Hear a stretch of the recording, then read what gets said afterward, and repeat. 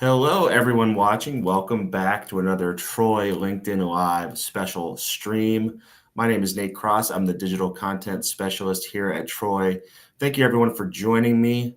We have not done one of these for a while, one of these LinkedIn Live interviews. So, welcome back if you've seen others. But if you're new here, just a general outline, what we're doing here is we're talking to the experts who work here at Troy about the different initiatives and solutions that we offer and are innovating. And today I'm very excited because we're talking about a very new initiative, our Industrial Inks initiative, with our business development manager, Francis Goossens. How are you, Francis? I'm okay, Nate. How are you? I'm doing great. Thank you for joining me. Before we get into it, can you introduce yourself and tell us kind of what you do here at Troy? Global business development manager. So new projects, I really handle those. Besides that, because of my background, I also lived for a long time in Latin America. So I'm also in charge of sales for Latin America for Troy Group. Do you have what about your past work history? Like, what could you tell us about like before you came to Troy? What was your past experiences? Well, probably just going back to the moment when I worked for a while in the graphic arts software industry. Now, as you see, not too much hair left, so that's going back a while. This is the moment when we had the big machines, high quality Unix machines, specialty software, no Adobe products around still. Was in that sector for about 7 years. From there, stepped into production really, and so worked my way through design management, from production management, and then global um, expansion for a group, all in printing and more specifically in security printing. So high end passports, ID documents, things like that. So you have a lot of experience with security and you're a great fit for the team. So when it comes to industrial inks, what can you kind of give us an overview of what industrial inks are, what that means?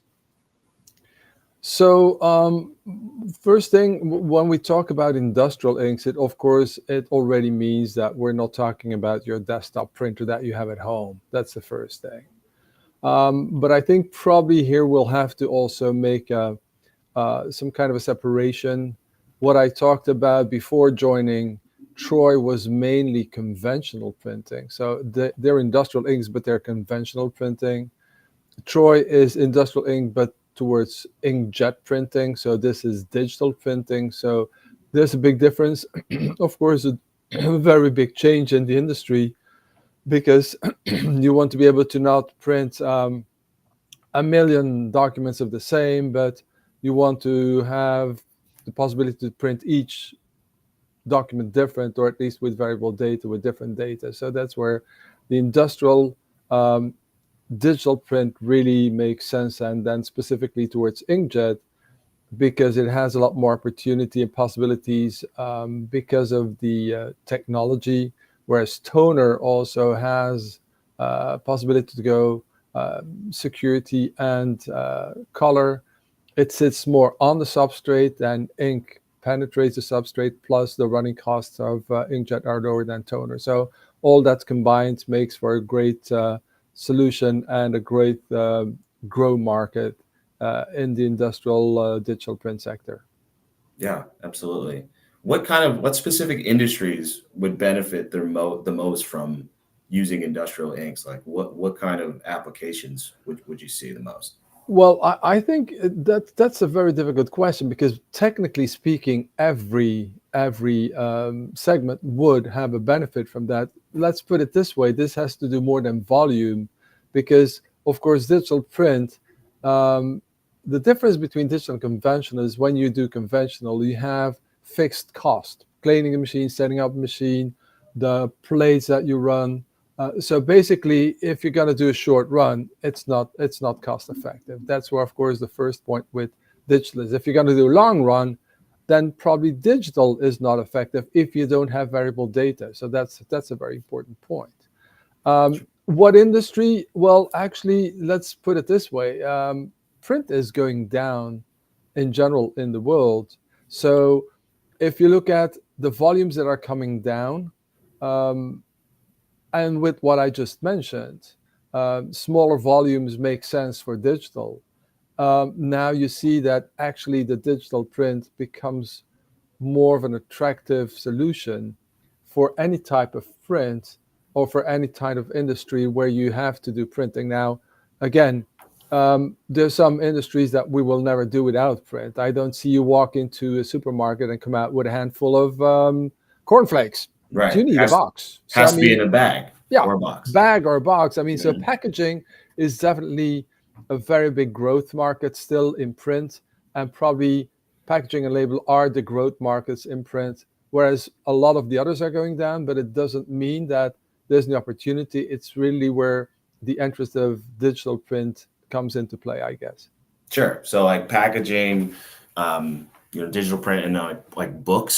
Like, would that be like an application for industrial ink printing? Oh, for sure. I think if we would look at to the facts, I think a lot of the books that you now buy on the web are mainly digitally printed Right. already. So definitely books are part of that for sure.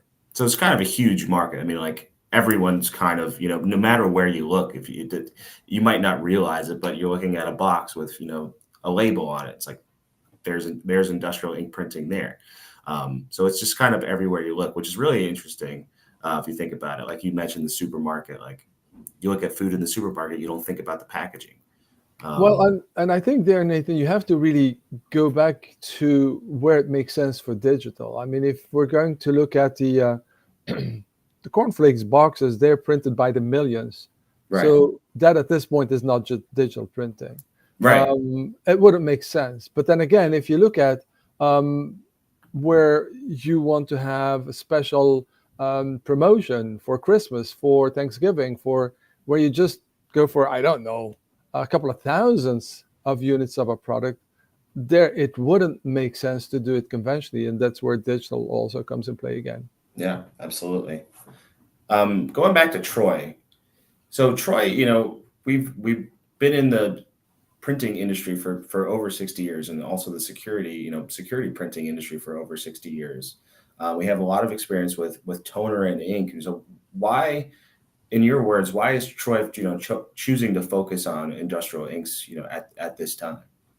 I think it's kind of a logical growth path. I mean, if you talk about the 60 years, of course, a lot of the golden years of Troy Group were in check printing, and still, it still is. I mean, I cannot say it's not, but there has to be a shift and a logical growth from that. Is that it went from checks, toner, and security to inkjet security, and then from there now that was mainly focused on document printing. So from there, it's a logical step when you see that the packaging and label market is growing, and with the amount of fraud, I mean, there's not even a possibility to estimate what the yearly volume of fraud would represent in dollar amounts. So I think it is a logical growth path there to apply the knowledge of technology in security, but you cannot just do security. So you have to also go to like um, general inks. Probably here comes into play the specialty knowledge that Troy has. So we don't probably focus on one fits all for big volumes. We focus on specialty inks, really what you need for this or that difficult product or substrate, which we definitely are very strong in. Yeah, absolutely. I mean, the R&D team here, as we both know, is fantastic. The years of experience that all of them have here and formulating, inks and toners and security, it's really something special. But, going kind of off of that, do you know about the Troy R&D team? Like, do we have to adopt any new processes, for formulation and adhesion technology in order to print on like non-traditional substrates like glass and metal and cardboard for packaging?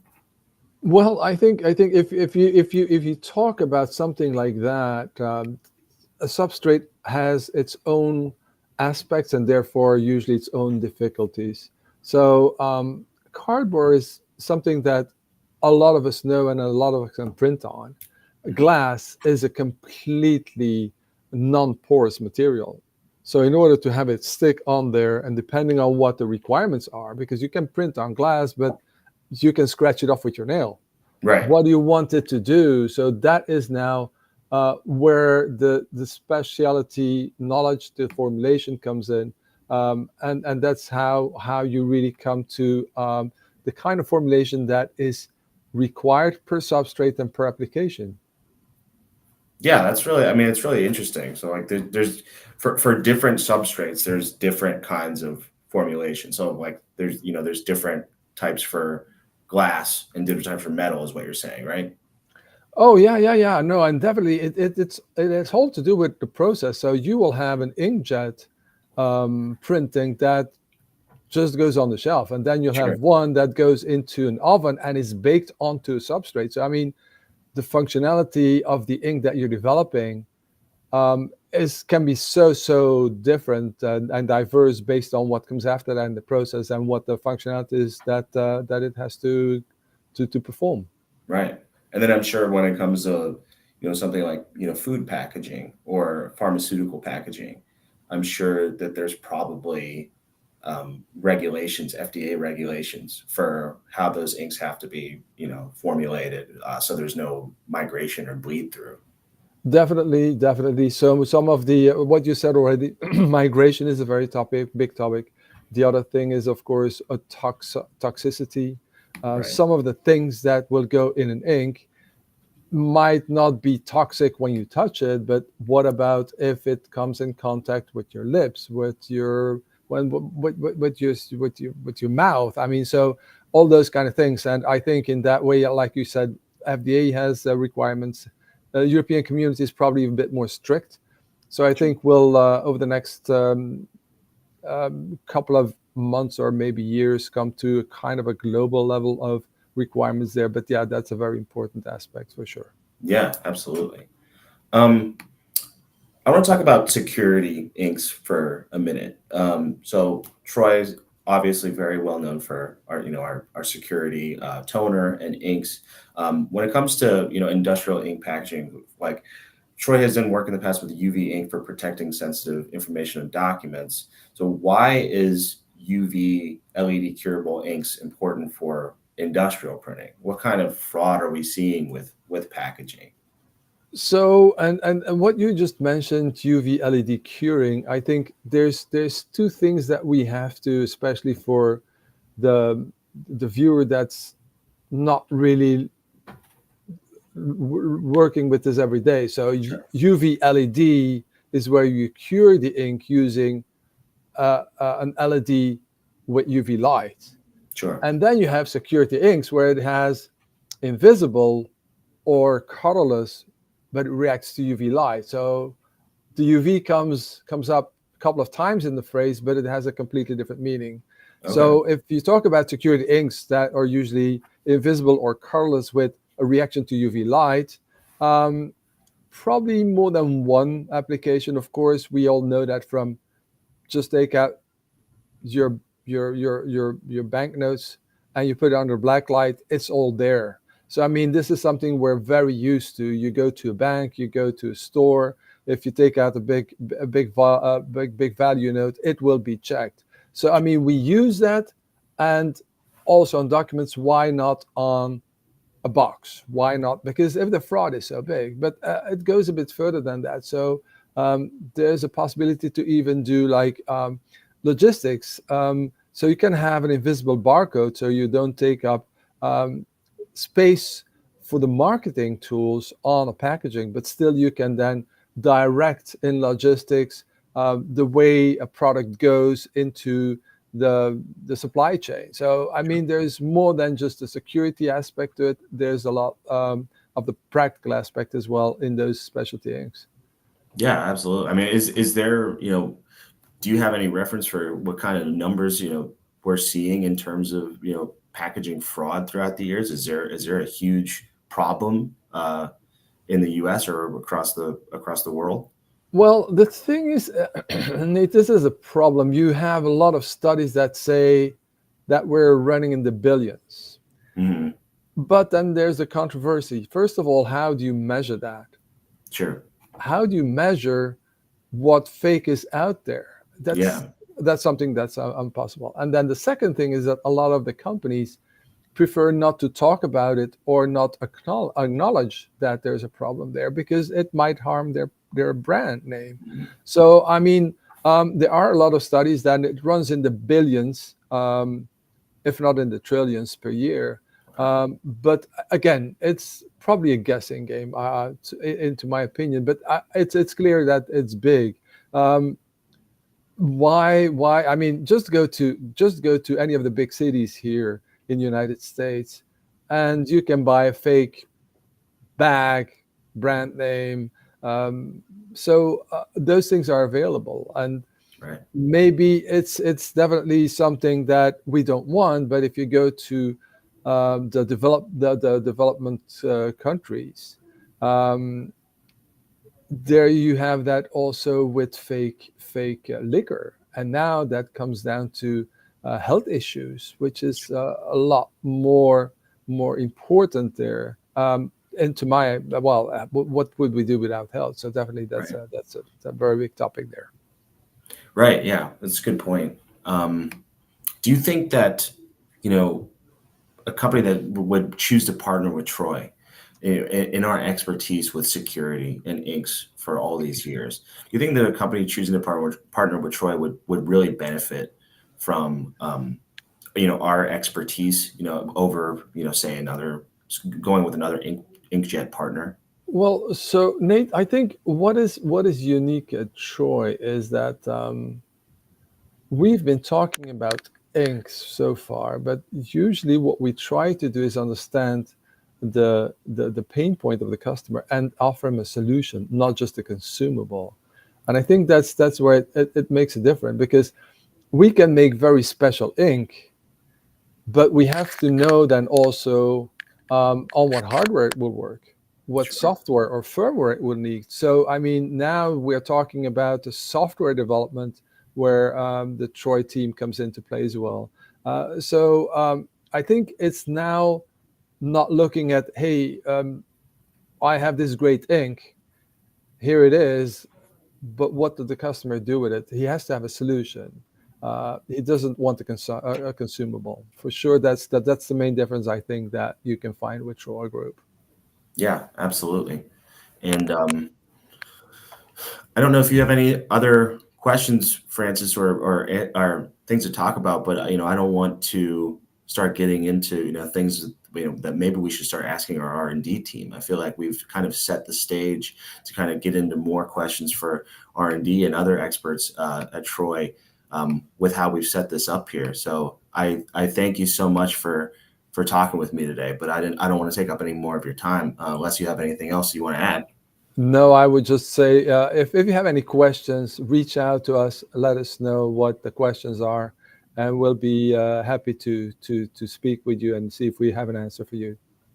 Yes, thank you so much, everyone. Talk to Francis if you have any questions about industrial inks. Reach out to us. You can follow Francis on LinkedIn with the QR code right up there in the left-hand corner. Thank you, everyone, for joining. We're obviously going to be doing more LinkedIn Live interviews about industrial inks with other experts here at Troy in the next coming months. But we thank you for watching and taking the time out of your day right now. Thank you, Francis, once again. My name is Nate. We'll